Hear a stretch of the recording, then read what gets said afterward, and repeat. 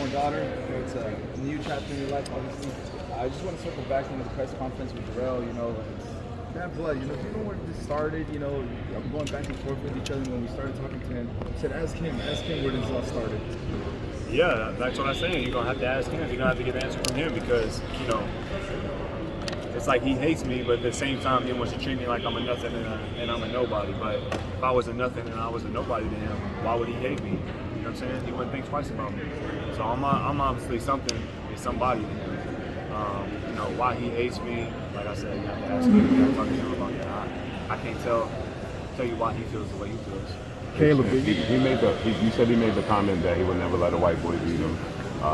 Every time you fight, you always get compared. David Plant has a African American style, elusive. Do that type of thing annoy you?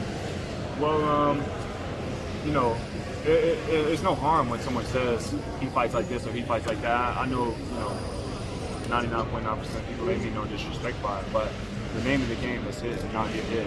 That's not a skin color. That has nothing to do with what somebody looks like. That's the name of the game, and that's how my dad brought me up. That's what he taught me as a kid, and the trainers that he would let come in and work with me and show me things. He made sure that's how they felt as well. Because when I did walk away from the game, he wanted me to be intact and be able to tie my shoelaces. So to us, that's not we don't think of it as that way. We're playing the game the way that it's supposed to be played, and so. Caleb, what do you stand for, and what do you want to prove in your legacy and in this fight in particular? As far as my legacy goes, like I said, coming off my layoff and a loss, I could have chose, some sparring session fight of a guy.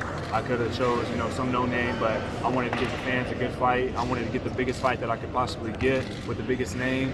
And coming off the loss, this is what we had. And so I said, yeah, right away, this is what I wanted. And we're looking to handle business in exciting fashion on October 15th, and then move on to bigger and better, and continue to cement that legacy. And what did it take to come back stronger, regroup, and come back even better than before? I mean, it just takes being self-aware and being honest with yourself. A loss is a loss.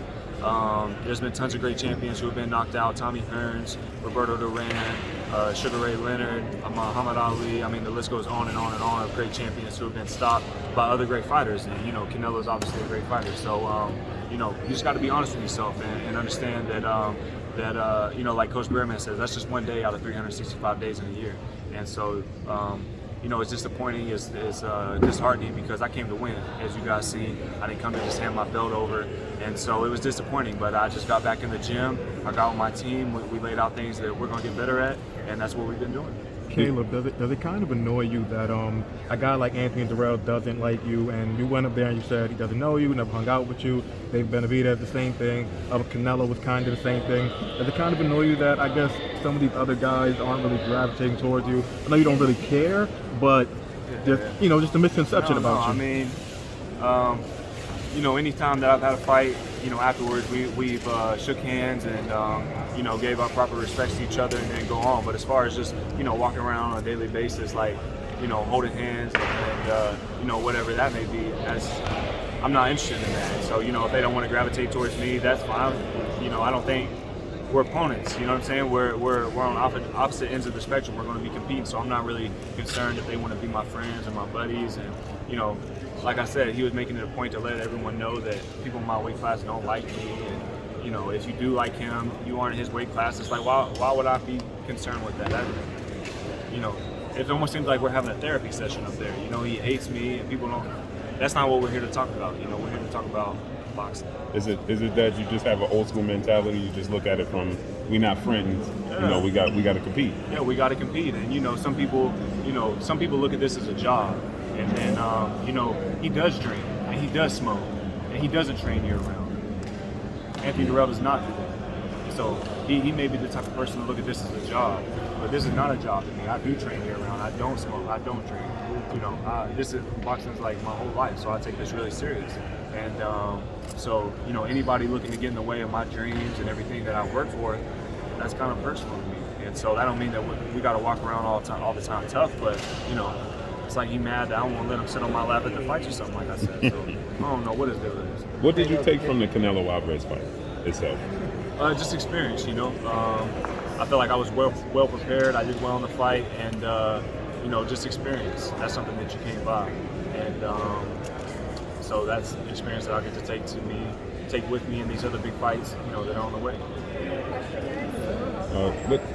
What is your thoughts on Canelo Alvarez saying that he will never fight another Mexican fighter in his career? I mean, I really have no thoughts on it. What he does, how he carries himself, what he wants to do, you know, that's entirely up to him. And you know, I ain't got no say on it.